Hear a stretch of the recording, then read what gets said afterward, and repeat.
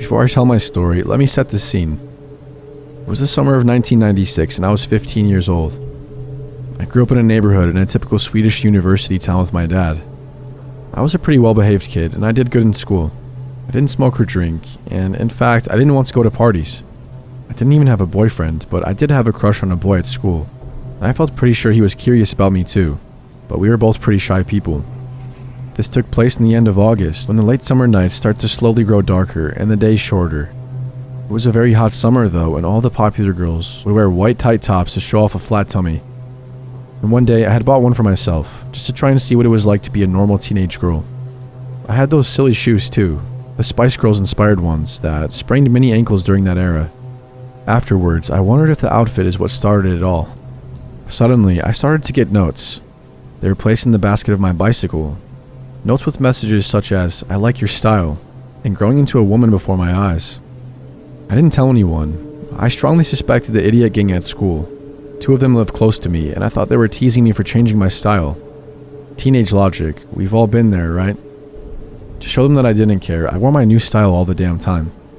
One morning, I noticed that someone had stepped onto the flowers in the flower beds under several of our windows. I told my dad about it.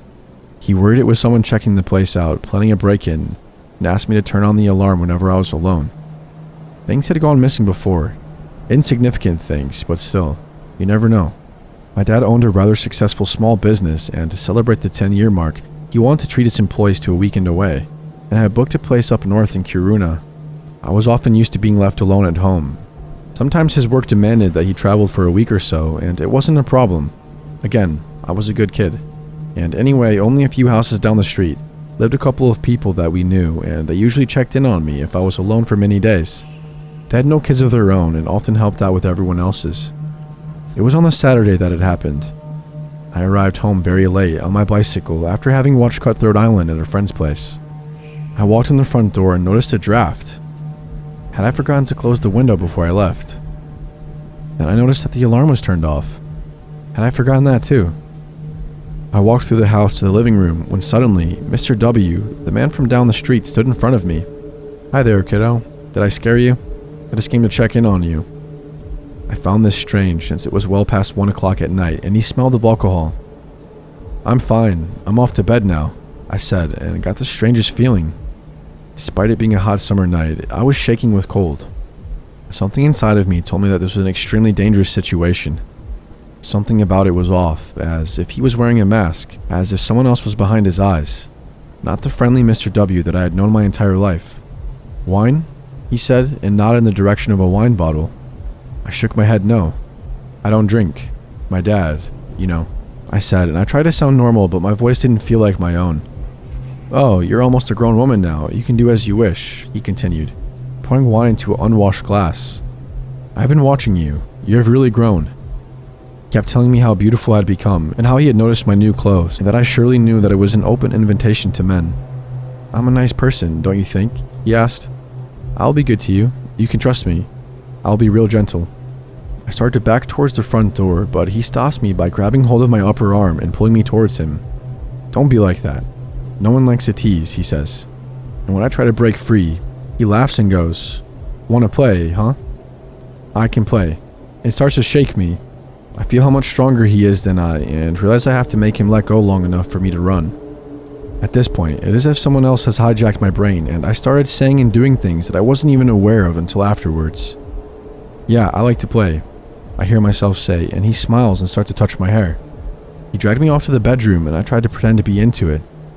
I had never had sex at this point, or even truly wanted to. I had no idea how to fake it, but I tried. The moment he tossed me down on the bed, I said, "You must go lock the front door and turn on the alarm," as I tried to look eager and not scared out of my mind. "Okay," he said. "Don't move." I was on my feet faster than I thought possible, and I locked the bedroom door from the inside. My plan had, however, not turned out as I had hoped. He had taken me to my dad's bedroom, not my bedroom. My room had a window that led out onto the roof of the garage, and from there I could have jumped. But this room had no such escape. But it did have a phone. My brain had forgotten the number to the police, and the only number I remembered was my dad's work phone. He answered almost right away. My dad phoned the cops from his other phone, and I still had him on the line while Mr. W tried to open the lock with a screwdriver. shouting at me and promising me to gut me like a fish when he got in. My dad also phoned another neighbor, Mr. K, who used to be in the military and often bragged about how he would treat any burglar to a trip to the emergency room if given the chance. Mr. K arrived before the police and he didn't break his promise. But the sound of the fighting outside the room was terrible, and I had no idea what was going on outside, or even who was winning the fight. Mr. K was an old guy, but fit. But what if Mr. W had a weapon still, like the screwdriver? I don't think I dared to breathe until Mr. K asked me if I was okay. And I didn't dare get out of that room before the police arrived. And even then, I was almost unable to move, as if my mind had escaped my body. A man who I had known since I was a toddler had suddenly started to stalk me and planned to use the fact that my dad was out of town to assault me, and God knows what else. I trusted him, and I had been so wrong. I still have trust issues today. I spoke to his wife once, long after the incident. She had filed for divorce and told me that the reason she refused to have children with him was that deep down she feared that they would have not been safe in their home.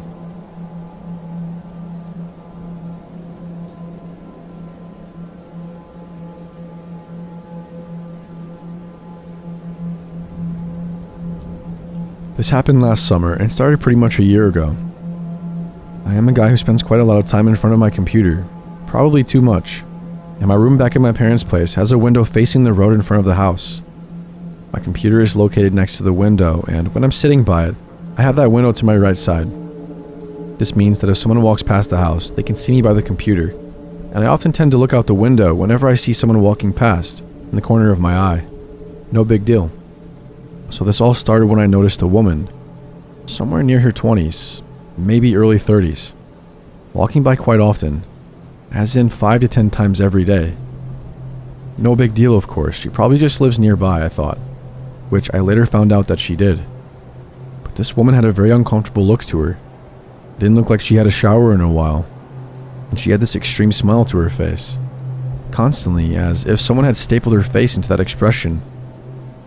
I didn't think much about it until I noticed that she started trying to make eye contact with me. Since she walked by my window so often, I often caught her in the corner of my eye and unintentionally looked at her. Every time she got eye contact, she would start giggling and laughing uncontrollably. This went on for a week or two. I just thought she was mentally ill or something, to be honest, and I didn't think much of it. But one day, she walked past an insane amount of times. At least 20 times in a couple of hours, and each time she was constantly looking in my window when walking by. This is when I started getting uncomfortable. After unintentionally getting eye contact again, I quickly turned my eyes to the computer again, only to see in the corner of my eye that she has stopped, standing outside my window and looking right at me, laughing uncontrollably with her creepy smile on her face. I quickly pull the curtains and I try to ignore it when I hear the doorbell. I open the door and there she is. I'm alone at home and I start to get some serious creeps. I was at the time babysitting my friend's poodle and picking it up to use it as some kind of protection. Stupid, I know. I say, "Hi," and she responds with a very, very happy hello. She then says, "Now it's your turn." I have no idea what she wants and I only respond with, "Okay." She then starts laughing, like a lot, as in she just heard the best joke of her entire life. I start panicking and I shut the door after quickly telling her to leave.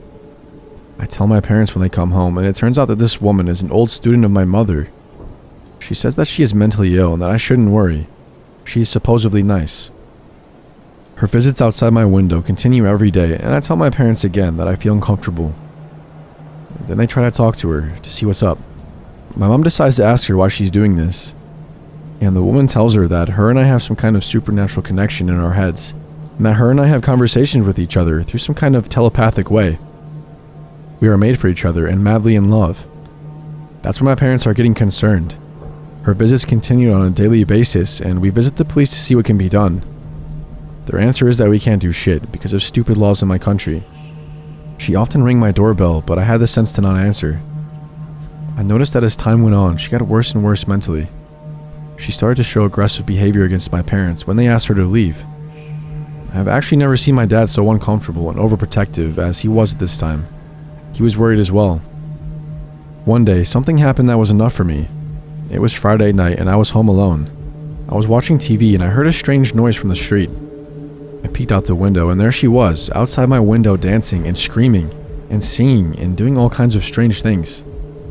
put all the lights out in my house and I pretended not to be home, but I could still hear her. She was outside still. My neighbors ended up calling me several times, asking if I was okay, and I said I was, but I wasn't. I was scared. My parents were hours from coming home, and all I could do was watch TV, pretending not to be home. She stayed for an hour or two before leaving, and the week after, me and my parents decided to take action. We visited different mental hospitals, or whatever you call them, and tried to tell them what happened. But there was one problem. They didn't have her as a patient and couldn't help us. Neither could the police. To make the rest of the story short, it's been way too long already. This continued for the entire summer, and towards the end, she would often spy on our house, playing some sick game with a child that she had started hanging out with. At this point, she was kind of scared of us because she knew we had contacted the police and different doctors, and they were shouting things such as, "You see that house? Watch out for them, or they'll call the police." And she and the child would run and come back minutes later, repeating the same thing. The police have visited our block several times, hunting her when she is clearly out of control. There are so many incidents I can tell you about this story, but it would take way too long to tell everything. I don't live at home anymore, and I haven't been bothered by her since. Except the time that she tried to contact me on Facebook. I blocked her instantly. That was my summer of 2012. Not the best of my life.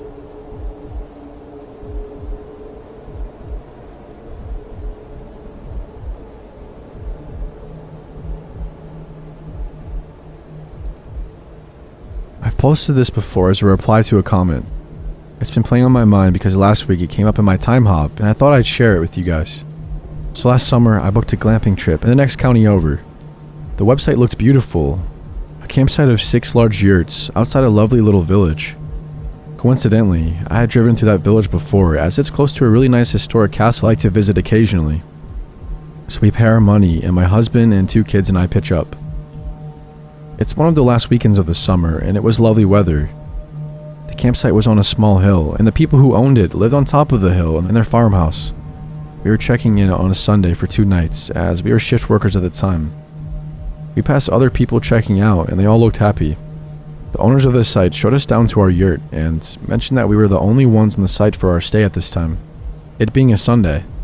We were happy with that, to be honest, because with 2 young kids, it meant that they could make noise if they wanted, and we would disturb nobody. When she showed us around, she didn't say the yurt door didn't lock, but none of them did. Which was okay, I guess, because you don't lock a tent, right? The place was in its own mini wooded area, and it was absolutely beautiful. The owner also mentioned the kids would be safe to wander because they had perimeter fences because of their dogs. The first night was fun. We had a barbecue, and the kids played and went down to sleep at about 8. I found it hard to sleep, but I often do somewhere new. There was only patchy phone coverage, so we read until we fell asleep. Next morning, my husband seems a bit out of sorts, but I asked him if he was alright, and he says, "Yep, I'm fine." So I left it. We went out for the day and had a great time. The whole day was blazing hot, and then we got back. We were washing up after dinner, and the kids were playing, and a shadow came over the whole place. I felt eyes on me, and it went really cold. Honestly, it felt like something bad was going to happen. I felt dread hit me. We already paid to stay, but I pulled my husband to one side and said that we have to leave right now. I don't know why, I just got a horrible feeling. Please, let's just go home. Normally he'd try to talk me out of something like this, but he didn't. He started getting the kids together, and I packed our stuff. We went to the farmhouse with the couple who owned it, or sat outside playing with their dogs. My husband started loading up the car, while I apologized to them and explained we needed to leave because our youngest was feeling ill. They said how sorry they were about it, and then just as I turned to leave, the man asked if my husband had been outside the house last night at about 3 or 4 in the morning. I said no, he hadn't left my side all night. I would have woken up and noticed. He asked me if I was sure. By this point, my husband was by my side and answered that no, he hadn't, and why. Well, says the guy, the security lights came on and the dog started barking, and when we looked outside, there was a man wandering around, who then turned around and walked back down the direction of the yurts. They assumed it was my husband. We both said it wasn't, and we said our goodbyes quickly. I tore out of that place in the car, and then about a quarter mile down the road, my husband turned to me and said, "You're right. I was quiet this morning. I didn't say anything because I thought you'd take the piss. I wanted to use the bathroom in the wee hours, but as I was about to get up, I heard footsteps on the decking outside. Not hooves of something on 4 legs, something on 2 legs. I I laid there as quiet as possible and hoped the kids wouldn't wake up or something. It still freaks me out now.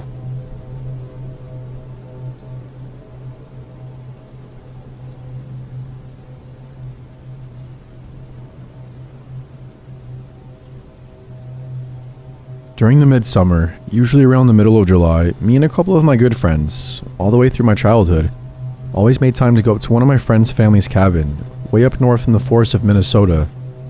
The cabin is located in Vermilion Lake. Throughout all of our young years, we would always go, for sure accompanied by my friend's dad. Kevin's dad, who owned the cabin himself, and sometimes a few of our dads as well. Once we were juniors in high school, we felt mature enough and old enough to go to the cabin on our own. Finally, without Kevin's dad or any other adult supervision that may have accompanied us. I would like to mention a little information in regards to my friend's cabin to help you picture the scenario. The cabin is very remote and very little based upon a very large-sized island. Other cabins were on the island, but the ones next to us that were closest to us was a solid quarter or a half mile away at least, which is my best guess, which you could get to by taking a man-made path around the island. I want to mention that to get to my friend's cabin, you had to park on a gravel road on the opposite side of the island, as his cabin was on an island, and you'd have to take his boat across the lake about a half mile to even reach the cabin. The lake is pretty big. My mind always had a tendency to run around when sleeping there at night throughout all of my years, for it was all one level with 2 bedrooms next to one another, a kitchen and living room connected, and a bathroom in the back of the cabin. And where you slept in the cabin, there was always at least one window in each room with no curtain to it at all. So it was very easy to see outside to the woods and lake. And this is where my mind would run, as I always thought someone was peering in. Of course nobody ever was, but just my paranoia. I had been to this cabin a dozen times throughout my lifespan, and nothing had ever happened, and the older I got, the easier it was to sleep. We would usually stay a few weeks worth, or 4 or 5 nights. On the 3rd night during the trip, when we were there on our own finally, we had set up a campfire and had been drinking beer all night. We went out to his dock to gaze up at the stars and enjoy our buzz when we heard something out in the water that sounded like a fish jumping out to catch a bug or something. We quickly looked out at the lake with curiosity, wondering where the splash came from, having our poles ready 24/7. Thankfully, the moon was out that night, which helped to light up the lake. Otherwise it would be dark as black out there, with there being no city lights for miles upon miles, and we would not have been able to see anything on the lake. One of my friends, Ryan, began to point out saying, what the hell was that? After looking closely and finally spotting what he was pointing at, all I can describe is it simply looked like a head out in the middle of the lake, just floating about, staring at us directly. It was about 3/4 worth of a football field length out on the lake from the dock. There is no question that I couldn't make out its features. It had long black hair and very palish skin like a face, but couldn't make out the eyes, mouth, nose, or chin, as if it was just a blob of pale skin with long black hair over it. I'll never forget the feeling that came over me. The hairs on my legs and neck, and my arm all stood up, and I was paralyzed on the inside, ready to leave that moment. But we told ourselves it was just a loon, as these birds are very popular night drifters on the lake, and they do their hunting late. So it was possible that a loon all of a sudden popped up in the water after hunting a bit, or at least we tried to talk ourselves into that scenario. All of us now having the creeps and noticing it wasn't moving one bit, just treading water in its same place. We went back to our campfire, lit it even brighter, and headed back inside to drink more. I would like to mention that there was a staircase outside my friend's cabin, about 8 stairs in length down to the bottom where the fire pit was. We soon forgot about the head with the help of the beer, until I had to use the bathroom really bad, and the one inside was preoccupied. I just went outside to do my business since we were in the great outdoors. When I had been taking a pee and glancing out at the beautiful moonlit lake, I noticed that the black circle object was still there, but about 30 yards closer now, still looking as if it were staring right at me. I could easily see the nose on this thing's face. Again, it was very pale, like it hadn't seen the sun for years. A very, very uneasy feeling came over me, and I immediately went inside and told my other friends to come look quick. We all went outside to see that it's still there looking at us, as if this head was corked up at us with its chin in the air. Nobody dared go down to the dock anymore, and we immediately went back inside, ruling out that it probably wasn't a loon, because a loon wouldn't have tread the water in the same spot like that. Eventually, the current would have drifted it somewhere else in a rocking manner. For a loon to stay in the same spot for almost an hour or two made no sense to any of us. This head-like object was stiff as a board and not moving a single muscle, just staring up at us from the deck instead. There was no ripple effect at all in the lake from the object. We said it was just a log and went back in. I could tell everyone else felt uneasy too.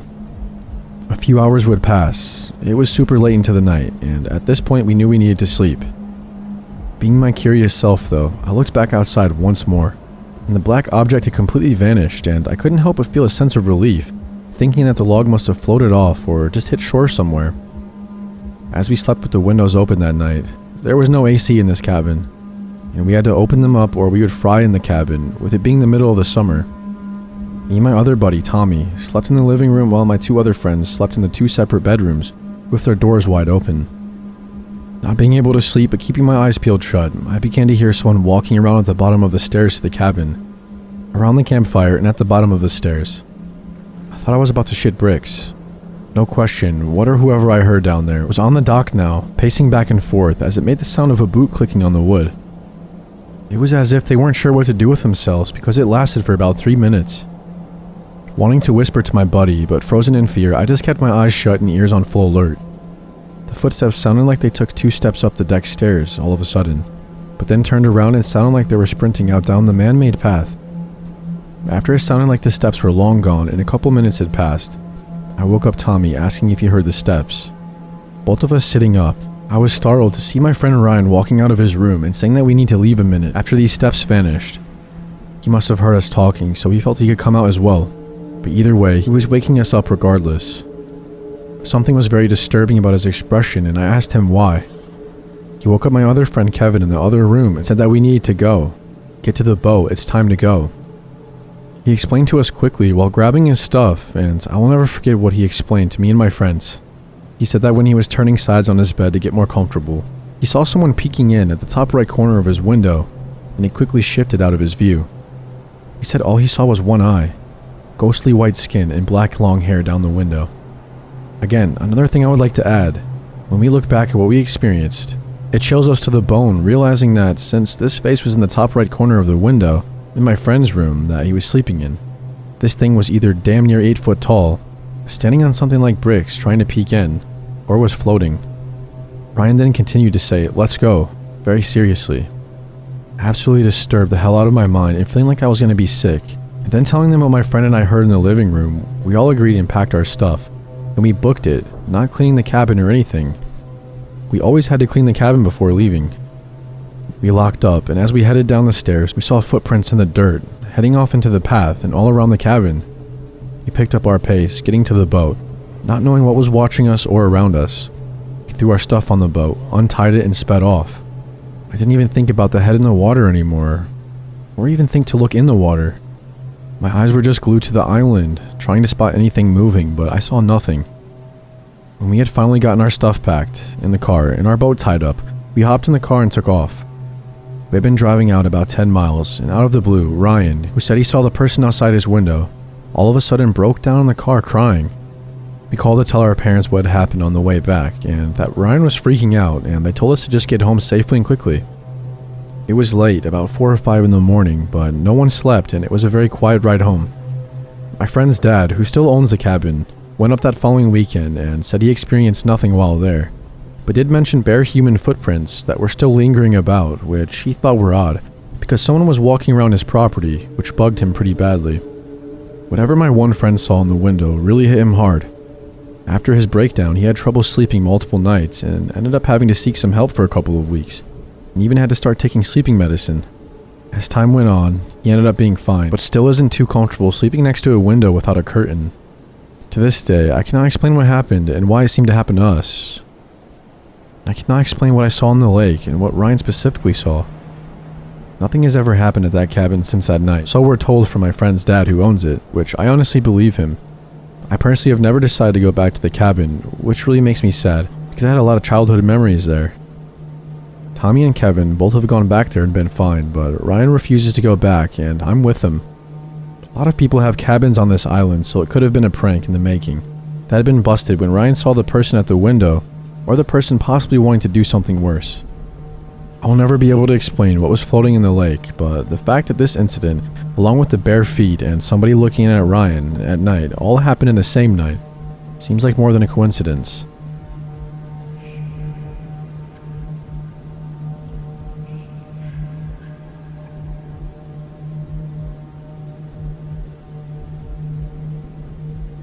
While I was a witness to a number of events with the individual in question, I would like to note that the majority of the unsettling behavior and stalking was directed to my coworker and friend at the time, Caroline. She and I became close friends during the summer in question, and while we have since gone our separate ways, we do keep in contact every now and then, and I even asked her if I could share the experience. She agreed, but out of respect to her and to protect both of us, I will leave out some more direct details. Having witnessed the behavior firsthand on many occasions, I understand her hesitation and her terror. This is going to be rather in-depth since there were several encounters over the summer. It was a few years ago now. I lived in a medium-sized college town and I worked at a nearby grocery store. It was small and had been in the community for years, so there were a lot of regulars. Some important backstory with the area. While the town was removed in a sense from the major city, there was a bus line that went directly from the larger city to this town, and it just so happened to drop off right by our store. As it goes with some public transit, especially in this area, there were often homeless people that got off at the stop and would come to the first place with food and drink and a place to wait. So our store. I worked at this store for almost a year and a half as a cashier, then I was promoted to supervisor. Caroline had been working there for several years before me, but we were about the same age. I am a male in my mid-20s now. Caroline is very attractive to me, and a vivacious woman. She was a pleasure to work with and as a good friend, but she also attracted a lot of unwanted and unwarranted attention, especially during night shifts. She has a good head on her shoulders and is an expert at dealing with the creeps and the leering jackasses. This guy, though, he was a whole nother story. It started in late June. I just got to work. I usually worked closing shifts because of school schedule, and during a tag-up meeting with the morning supervisor, Megan, I was informed to make sure I hit the break schedule. Our store was small and yet still incredibly busy with the college and the local community, so we had to balance schedules and breaks and tasks, and things could change at a moment. We had a clipboard with the people on the front end for the day and the estimated break schedule. It also had their in and out time. Supervisors were often also on registers and not just hanging out in the office, so we were at ground zero as it was when things got crazy. I asked Megan why I had to hide it, and she informed me that some guy had been hanging around and she had caught him twice, leaning over the register to look at the schedule. Our store had a big cafe in the front, so it wasn't uncommon for people to linger, sometimes hours at a time. This was especially true for the homeless who had nowhere else to go. As long as they weren't causing trouble, though, we had no reason to kick them out. Anyway, as the night progressed, I noticed this slinky dude with incredibly thick and greasy hair, sort of wandering around. He would walk up and down the aisles, then go to the cafe with nothing, and sit and stare at the registers. Then mosey on outside to the outside tables, then repeat. After about 2 hours of this, I approached and asked if I could help. Expecting him to say no and to scarf her off, I was taken aback when he moved extremely close to me and asked, "Is Caroline working today?" Per our policy, and I believe in some places, the law, we do not give out schedules. I would usually answer if they were currently here, as sometimes we would work directly with vendors and had meetings. This guy was clearly not that, and I had already had a handful of people want to specifically stand at Caroline's line and chat with her, leer at her, and prevent her from working. She was usually good about giving codes when a habitual creeper came in, and I would give her a task to go in the back room and count inventory. I was on edge with this dude, so I told him I could not divulge that information. He looked ready to spit on me. He was also a good 6 inches taller than me, though I could probably take him if the push came to shove. I told Caroline about it later, and though she didn't say anything, I could tell something about this one set her off. She was quiet the rest of the night. Cut to about 2 weeks later, we're doing late night inventory, so we're working way past closing time at 11 p.m. I have myself and 2 other relatively newbies working with me. There were other people from other departments doing inventory, but the bulk of it was on us. At around 1 a.m., while we were neck deep in counting, the store phone starts to ring, and ring, and ring. Normally we wouldn't answer, but I guess store management did, and that was that. About 5 minutes later it rings again, and someone else answers. Then again. I didn't think much of it until it rang a 4th time and I picked up. I answered to say that it was past our operating hours, and to try again in the morning. There was heavy breathing on the other line, and when I said hello, this raspy voice that was super familiar asked if Caroline was there. I said it was past hours and I was about to hang up when he shouted, "Tell me when Caroline works next, or I'm going to come down there and slice your throat, asshole." Needless to say, that pushed a line. I had no idea this was the same dude, but I got a familiar chill. I immediately hung up, told management, and we proceeded to call the cops. We had to do this a lot when drunk homeless people would wander in and steal or get violent. We knew the local cop, Jim, would help, so we had him come by and do a few patrols. That was about it. I would say about an hour and a half later, as we were wrapping up, the creepy dude is at the door, banging all unholy, screaming at us to let him in. There were about 5 other people near the door, all burly men, and they chased him off. I called Jim, and he said he would do another sweep. Of course, after that, we made some charges. Caroline was notified. I may have had issues with some of the store management, but they were really good about keeping us safe. She requested day shifts only, which we tried to accommodate the best we could. But I didn't write the schedule, and our direct team manager had propensity to be an ass and would sometimes schedule people when they requested that they couldn't work. She often paired me with Caroline, since we were the fastest workers and could get the closing duties done early, so they could save like 30 minutes on labor. There were some other minor incidents, I guess, with him coming in, but he was quickly booted out by management. There was one incident where some dumbass on our team answered the phone and gave this dude Caroline's whole schedule for the week. We had been told not to tell the team why the guy was not allowed in, because it was private. But Caroline ended up telling them, much to the dismay of our team manager. I don't know why she was so pissed. Caroline was trying to get people to understand the gravity of the situation. When that happened, he was there every day. I ended up trading some shifts with her as a cashier and not a supervisor, just so she could get some peace. After a few months of this guy really harassing her at work by lurking and waiting for her to get off, we all pitched in and walked her to her car or drove her home. Or stayed with her until her boyfriend could come pick her up outside. It just kind of stopped, really suddenly. Caroline didn't want to talk about it, and I didn't press, as even though we were close coworkers, it wasn't my business. So in around late August, she's closing with me and we were having a good time, as it was super slow that night. She offers to take care of some duties while I count drawers and close them out. A difficult and somewhat nerve-wracking process, as I had to have the drawer of money out in plain view. The old store had really bad security in that manner. Thank goodness we were never robbed when I was there. One of the seasoned cashiers stays on register to help any customers, while Caroline wipes down the cafe and does the normal closing duties. I to this day do not know what made me do what I did next, but I am partly glad I did, and partly terrified. Caroline was collecting the trash from around the front end and getting ready to take it out back. In the middle of the drawer, being out with money askew, I get this gut feeling that something isn't right. I told her to stop and that I would take the trash out. She gave me a weird look like I was saying she couldn't physically do it, which of course wasn't true. I just felt a sense of unease. She didn't complain. Taking out the trash to the nasty dumpsters out back wasn't like a trip to Disney World after all. I threw the money back in the drawer and locked it, and grabbed the trash to take it out back, while Caroline finished cleaning and Jessie was on the register. The alley where the trash went was pretty awful. It smelled horrible, and despite our best efforts, was always messy. We shared it with a few other businesses, and with the constant wave of homeless and transient, we had frequent dumpster divers. As I am walking down the loading ramp, I hear some noises by the recycling dumpster. But I figured it was just a raccoon or something, as the alley ended near a big ditch and ravine with a little creek. Raccoon City, really. As I am throwing away the trash, some figure darts out into the alley and blocks off the amber glow of the sodium lamp. I look up, startled. It's this dude. He's wearing a really large hoodie, despite the warm weather, and he had his hands tucked into the front pocket. His head was bowed slightly, so he wasn't looking right at me, but I knew instantly who it was. I will never forget that look of hunger and malice in his eyes. Like his obsession with Caroline had consumed every ounce of humanity in him, and turned him sour.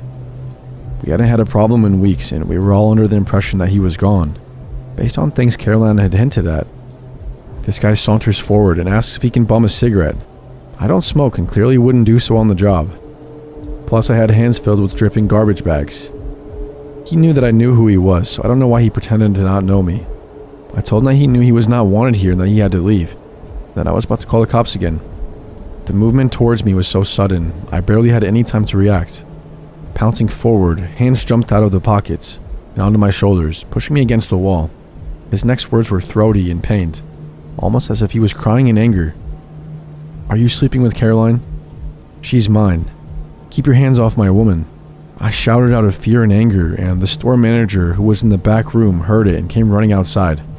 Then the dude bolted like a bat out of hell, down the ravine and into the creek, where we think he waded through the big pipe, down to where there was a small park he could hide out in. I was so terrified and damn near had a panic attack in the back room. The store manager called the cops and told Caroline what had happened. She broke down and was sobbing uncontrollably. I called her boyfriend Ian and asked him to come get her, told him that she was okay to leave for the rest of the night and didn't need to finish her shift. Jim came out and did a look but couldn't come up with anything. The store leadership talked to Caroline a few days later, I guess, but she didn't want to talk much about the guy. We all got the sense something was up. I filed a report, but my boss, the crappy team manager, told me I shouldn't make another one and definitely shouldn't press charges because it could come back to bite them in the ass legally. Whatever the hell she meant by that. Caroline quit soon after, and I don't blame her. None of us did. Despite mine and a few other managers' best efforts, she wasn't feeling safe at work and kept insisting that there was nothing we could do. I didn't see her for another 7 months as she disappeared pretty much off the face of the earth and online. I know this is getting super long, but there was one last thing that really nails how twisted this guy was. Eventually, while running errands in the city on my day off, I bumped into Ian while out shopping. I asked him how things were going, as we had become rather friendly from the several times that he came in to get Caroline. He said things had been getting better, and that Caroline was getting back to feeling safe. I didn't want to pry, but he let me in on what had been happening. Apparently, the guy was an old friend of a friend of Caroline's. He had been in a party and met her once, and had been really friendly, almost too much. He friended her on Facebook and had kept rather quiet, messaging her here and there and wanting to chat. She made it clear that she was dating someone, and he seemed to ignore this and quickly got more aggressive in wanting to just hang out with her. But she didn't want to cause any problems with their mutual friend, so she didn't unfriend this guy. But she did do what she could, which was turn off the chat so he couldn't bug her constantly. She tried to prevent him from contacting her without unfriending him, as she was positive that this would really set him off. She, as I said, was very friendly and didn't want to cause any more problems. But it didn't work. He had apparently kept sending her flowers and stuff to her house, calling from unregistered numbers. How he got her number still isn't sure, and sending almost half-hourly messages on Facebook.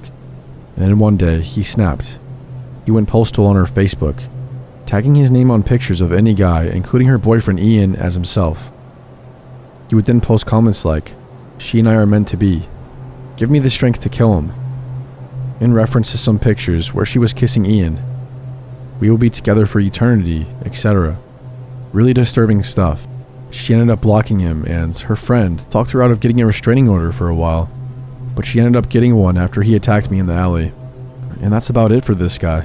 I never saw him again after that night, and I quit and moved out of the area a few months after Caroline did. Partly because I was disgusted with my team manager and her lackluster attitude towards the events. She laughed when I told her initially this dude came at me in the alley, and partly because I had quite enough with the crazy creepers. I visit that store now and then to see old friends, and I hope I never have to see that disgusting guy ever again.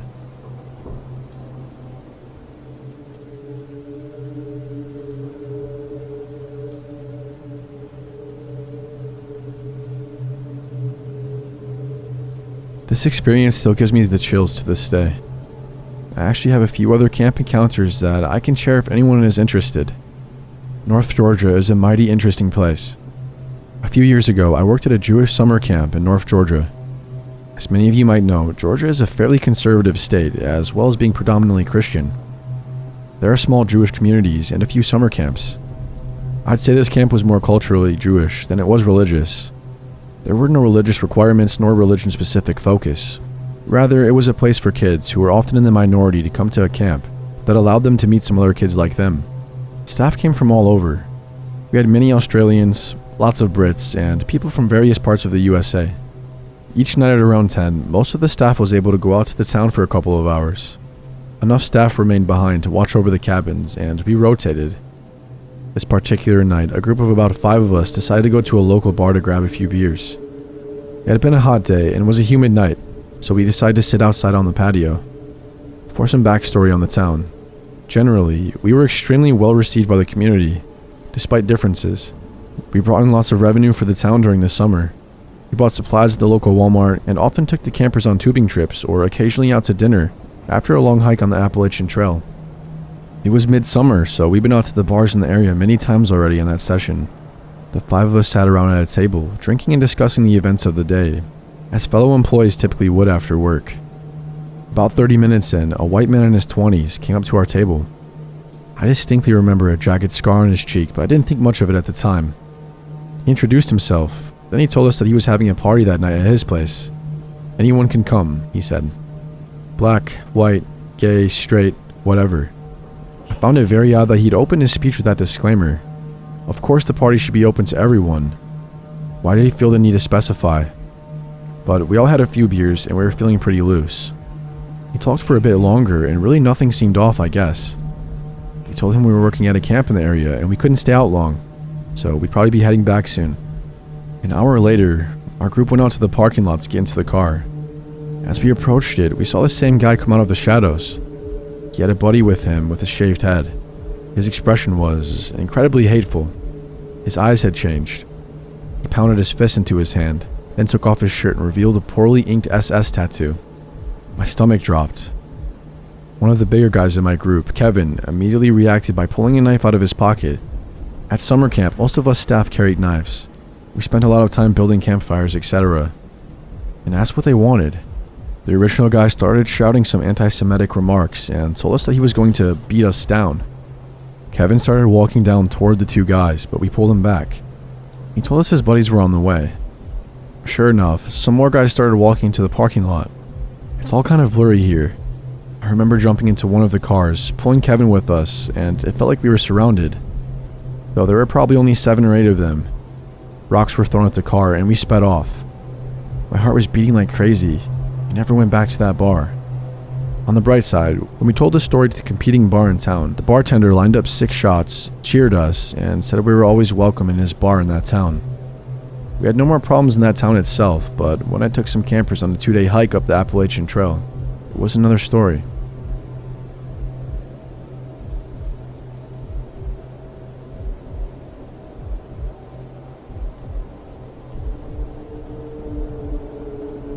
This experience happened to me when I was 14 years old. I hadn't spoken to anyone about the event since it happened. Not even my significant other.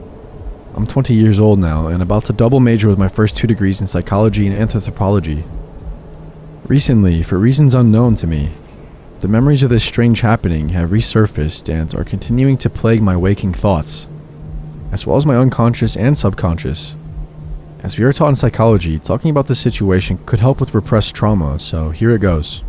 I live in the high desert mountains of Southern California, situated just below the Sierra Nevadas, about 30 minutes west of Mojave. My town is no booming metropolis. At the time, our largest market was a Kmart, one of the last still in business, I might add.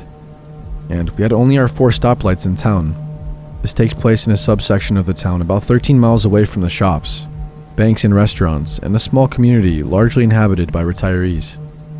It's smack dab in the middle of summer and the temperature were well into the high 90s to low hundreds. My nightly routine would consist of walking my Australian Shepherd. However, I would wait until it was almost dark to avoid the heat. I grabbed my phone, a small pocket knife, some headphones, and my pup, and we set out for my nightly walk. My community is also home to a significant amount of equestrian riders as well as cattle ranchers. The trails I walked were designated horse riding trails set between pastures. That night, I had decided to take the horse trail that stretches for approximately 2 miles between back-to-back paddocks. It's basically a long, narrow trail that's between very large backyards. My ending destination, a communal park where all types of horse riders could enjoy various activities on their horses. Making my way through the sandy terrain on the trail, it was nearly dark now. The sky was becoming a deeper shade of blue every time I looked up, and my dog was becoming harder to see. I estimated my arrival at the center to be around 15 minutes from my current position, as I sent a text to my mother. "I'll be there in about 15 minutes. Could you meet me there? I'm too tired to walk back." My mother had replied, "Sure, I'll leave in 10 minutes. Now at this point, I was just outside the entrance, where the Enchanted Forest Trail connects to the straight trail that I was on, sort of like a 3-way intersection. You can either go left in the Enchanted Forest Trail or go straight into the equestrian center. Before I reached the intersection of the trails, I noticed a shift in my dog's behavior as she becomes anxious and seemingly worried. She had her eyes fixated to the forest and stopped dead in her tracks. I played it off as another animal within the forest, like a bobcat or a boar.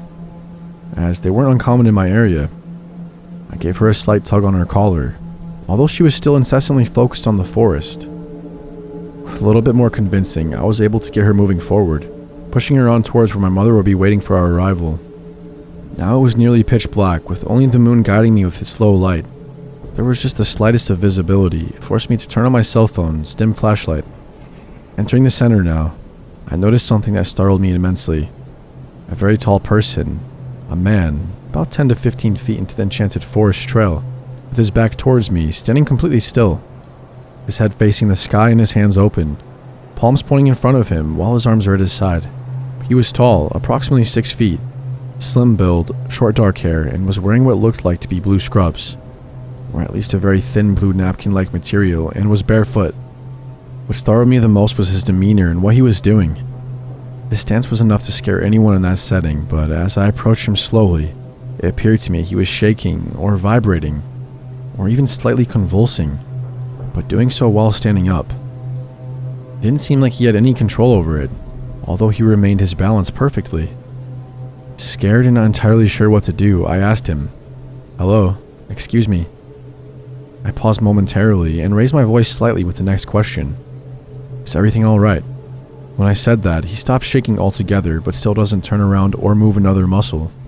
He just remains in that same creepy position and doesn't even move. For a brief moment, I had thought I might have been imagining this. I glanced down at my dog, and she was also concerned with the state and condition of this man, and began growling quietly. At this point, I knew it wasn't all in my head.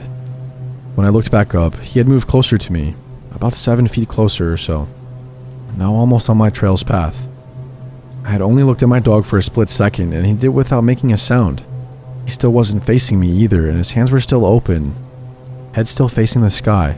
I wasn't about to wait and see what this guy was doing, or what his intentions were, so I slowly eased my way past him towards the equestrian center, as quietly as I could, before I felt that I was at a safe enough distance to start sprinting as fast as I could away from this guy.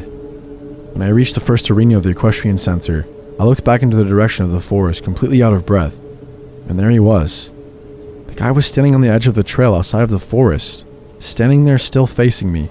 I was too far away to see his face, and frankly, I didn't want to. I couldn't make out features. All I could see was his silhouette illuminated by the moonlight peeking through the trees in the forest trail. I continued to run with no intention of stopping until I found someone. I had never been so happy to see my nagging neighbor, Penny, and her moody mare. She noticed my distress, but due to her already harsh opinions of me, I had told her I had been on an endurance run and was just out of breath and very tired. I wanted to avoid any small-town gossip as much as I could. My mother arrived with an impeccable timing. During the ride home, I broke down in a state of paranoia, distress, and panic at what I had just witnessed. My mother didn't know exactly what to make of it, so she recommended that I file a police report. About an hour after getting home, an officer shows up to take my statement. Following up the next day, the same officer claims to have went and checked out the area, but didn't find anyone or anything out of the blue apart from partials of bare footprints.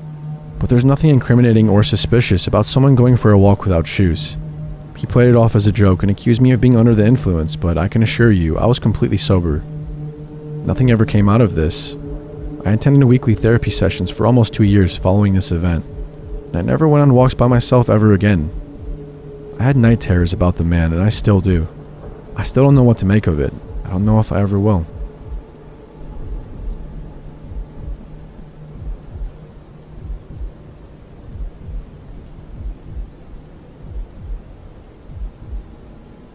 This happened about 5 years ago when I was 16, and I was attending my last summer at my sleepaway camp in West Virginia. Granted, I was only there for a month, but it was the longest month of my life. My cabin was full of girls that I knew from previous summers, and a girl no one knew named Mary. She was kind of the oddball, and it was obvious after a few days that she isolated herself and had a hard time fitting in. So I tried my best to include her in our normal activities, while the rest of my friends didn't pay her much attention. After about a week, she started clinging to me, which I figured was because she liked me as a new friend, and I was the only one that showed her any attention. Wherever I went, she was kind of just there, always a step behind me, right in my periphery. We were required to take buddies to the bathroom, and whenever I casually mentioned I was going, she would jump up and volunteer to take me. Nothing weird. I started noticing strange habits of hers, though. Whenever we walked to an activity, she would walk next to me, and if she noticed our walking was out of sync, like my right leg went forward when her left leg did, she would skip to adjust it, so we were walking the same way. Now this sounds a little questionable. I thought maybe I was overthinking it, until several of my friends mentioned that they were noticing stuff happening as well, without me saying anything. During meals, we were assigned tables, but even though she sat across the entire dining hall away from me, she never stopped watching. I would go up to the buffet and fill my plate, noticing that as I sat down, she would go up and choose the exact same foods as me while still watching me. This happened with every activity, from art to sports, etc. At this point, I wasn't creeped out yet. I was just a little weirded out by her tendencies. On a Tuesday, this is relevant by the way, I was just starting to ride the horse I was newly assigned during a ring lesson. This horse was a little wild from the winter off and bucked me off, causing me to be forced to stay in the infirmary during the lesson times for the rest of the week. The following week, I watched as Mary went out of her way to request the same horse that I had fallen off of.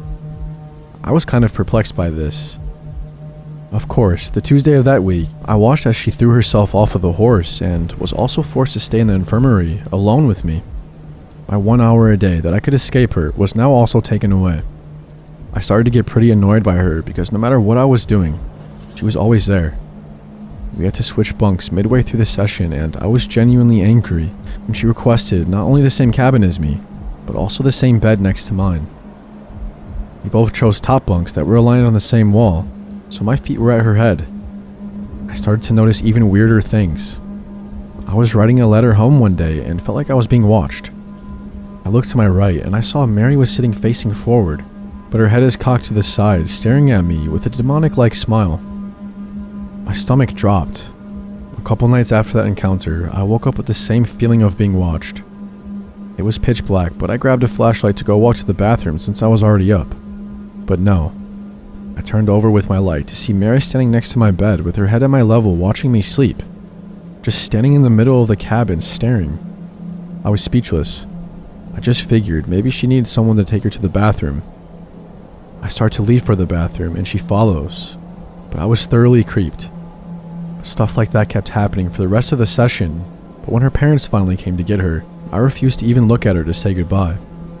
I have never been so happy to leave a place in my life. I can't express the level of creepiness over typing this, but I can literally say I felt like I was in danger when I was near her. I never want to figure out why she was seemingly obsessed with me.